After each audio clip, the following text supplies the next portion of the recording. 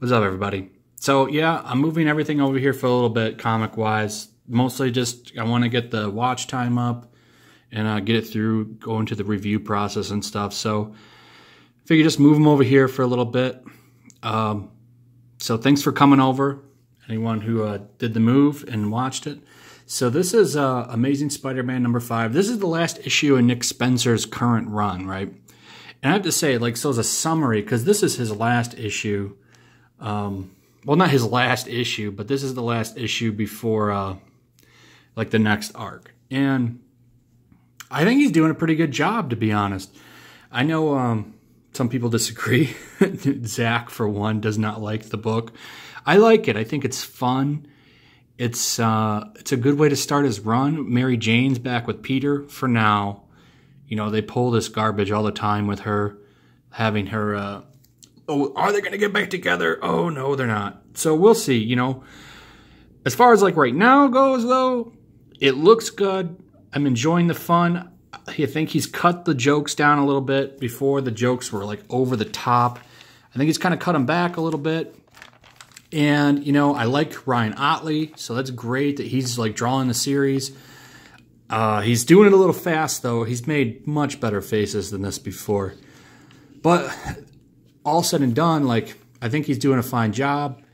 I'm enjoying the direction. We'll see what happens, right? I'm also very excited for this. I think this is going to be good. I'm excited to see what spins off from this to Superior Spider-Man, which is coming back. I'm so excited for that book. I'm keeping... It's hard not to be hyped, but I'm trying to keep expectations here. And... Ben Reilly is still alive, so that's good. The only real question I have about Spider-Geddon, where is Kane? Kane's not in this lineup. So, what's going on? I'm always excited to see Otto back in the spider suit. I know a lot of people disagree with me, but I really liked Superior Spider-Man, despite my issues with Dan Slott. But anyway...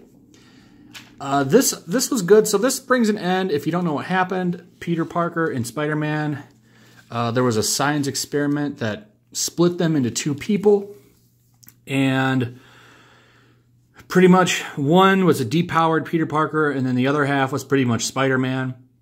He just didn't have Peter's morality or anything. He just was the joking, like, goofball part of Spider-Man. It was nothing that hasn't been done before, right? This isn't a new concept. But, you know, I think at the point, if you get too hard on people for redoing things, right? At this point, I think everything has been done before by somebody somewhere. So, like, my biggest judgment is, did I enjoy it? And I did. So, I thought this was cool. Like, Peter's trying to tell Spider-Man, well...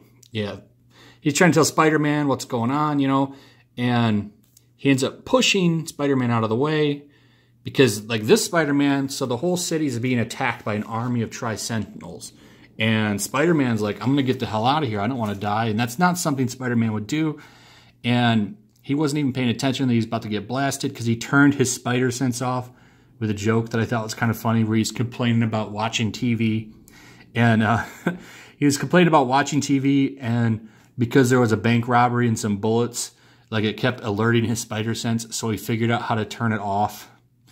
So he doesn't have his spider sense on, and he's about to get blasted, and, you know, Peter gives him a spiel about, you know, great power and stuff, and he's just like, nah. So they end up coming back together in a panel, and... I thought there was some good writing here. He's like, you know, you didn't even remember Uncle Ben. He's like, look, maybe, you know, sometimes we just want to forget. Stop being so serious, try to have a little bit more fun. And then they come back together and he saves the day. He ends the Tri-Sentinels, and spoilers, right? I'll give you a second.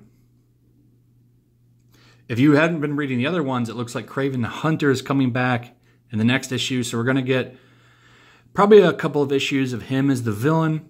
We'll see how it goes. I like a good Kraven story. I mean, one of the best stories of Spider-Man is Kraven's Last Hunt. So if you've never read that, Yeah, you should go check that out. That's some classic stuff right there. Great shit. So yeah, this is a good book. I've been enjoying it. It's been so nice to read Amazing Spider-Man without Dan Slott on it after like 10 years. Even if it's Nick Spencer, who, despite his problems, I think is doing an okay job. And I have to give Nick Spencer this. He does not keep his Twitter open. Like, so we have no idea if he's telling everybody that he thinks we're all pieces of shit. You know, we have no idea if he thinks that we're all crap. He hides his Twitter, so I'm okay with that because he's not interacting with me and calling me a piece of filth.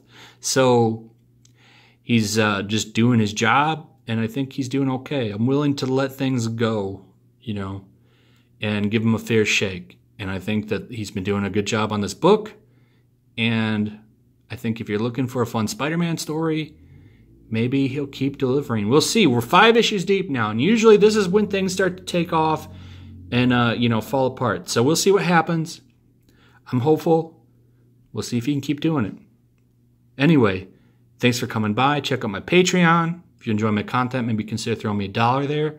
Like, subscribe, hit the notification bell, and yeah, we'll see you soon. Peace.